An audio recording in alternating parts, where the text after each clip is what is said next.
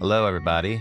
Eric Apricot here. This is the live reaction to the Detroit game. This hustle play by Clay ends up being low-key huge. First of all, good play just to contest this pass, and he almost gets the steal.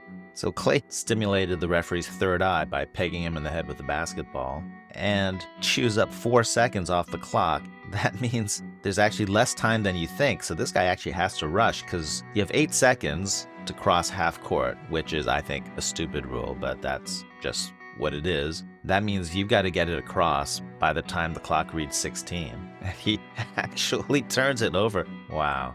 They need to choose some time here. Everyone's tired. Steve may have to run in a play, or I think maybe get CP3 in, like someone who will chew up clock. There's only 2 minutes left. They're up 2 possessions. All right, they did bring in CP3. Since when did Beef Stewart become such a marksman? Gaggle action. And there's nothing really... you're gonna have to do something yourself, CP. Okay, this is an actual proper gaggle. So Clay and Steph come together, and one of them ends up screening for the other one to cut down the middle. Whoever was screening pops out and gets this side screen from Draymond. So that's the gaggle. Clay tries to dive, but he gets completely jammed by this defender. Steph comes around to get the screen from Draymond. Draymond nails Steph's defender, but really good switch here from Stewart. So this gaggle is covered pretty well by Detroit. So Steph wanders in, and Stewart is just going to deny the pass back to Steph. And Steph is going to point at CP and just say, all right, you do it. And CP finally remembers he's actually a good shooter who loves that little baseline jumper and says, all right, I got to bail you out now. Huge. Good trap. Steph on Stewart. Oh, Steph stoned Stewart. That was good defense. All right, one more basket should do it. Same play. Oh, foul. What a cheap foul that was. But I think that was a real foul because Sasser didn't want to get posted up by the enormous CP3. CP3 hasn't really had a lot of... what happened to the lawyer ball? When CP3 was on other teams, he'd have the cheapest possible fouls against the Warriors. And now that he's on the Warriors, it's like all honorable fouls. What's going on with that? One more. Oh, it's the Clay play. All right, well, the game's basically over here, but... Let's see if they actually signal the Clay play, or maybe they just know that it's got to be the Clay play. It's a fist as the signal. Wait, did he signal it? I missed it. Oh, yeah, he's holding up the fist. Okay, Steph holds up the fist.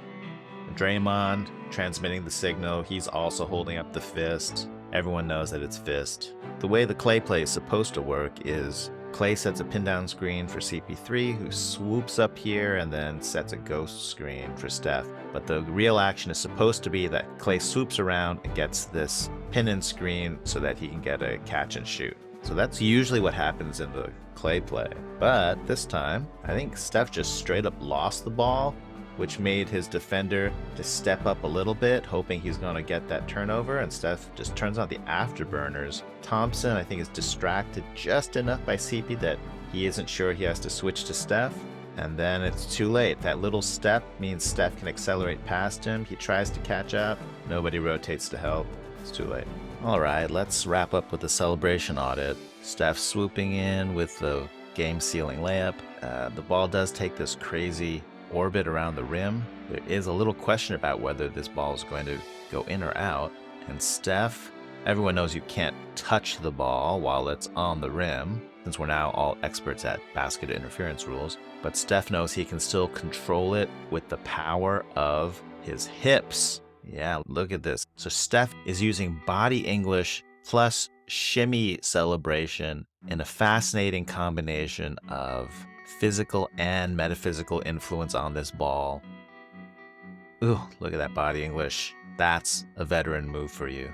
And quick celebration audit on the bench. To be honest, this is a tricky one because of the way the ball is spinning. It is hard to fully commit to a celebration. And when it drops through, Trace Jackson Davis with a delicate maneuver with his right hand, saying that counts. A little late, Trace. We could have used that body English earlier during the orbital section of this play, but better late than never. And Pajemski coming in with a night-night celebration. We previously analyzed this whole thing about how Pajemski uses the wrong polarity on his night-night because Steph actually puts a night-night on this side. But you know what? It's the thought that counts. Some of my viewers said that Pajemski is left-handed and that explains the night-night, but that doesn't explain why Trace Jackson Davis does the night-night on the proper side because he's also left-handed. So we're just gonna have to learn to celebrate our differences and lean into what we all treasure most, which is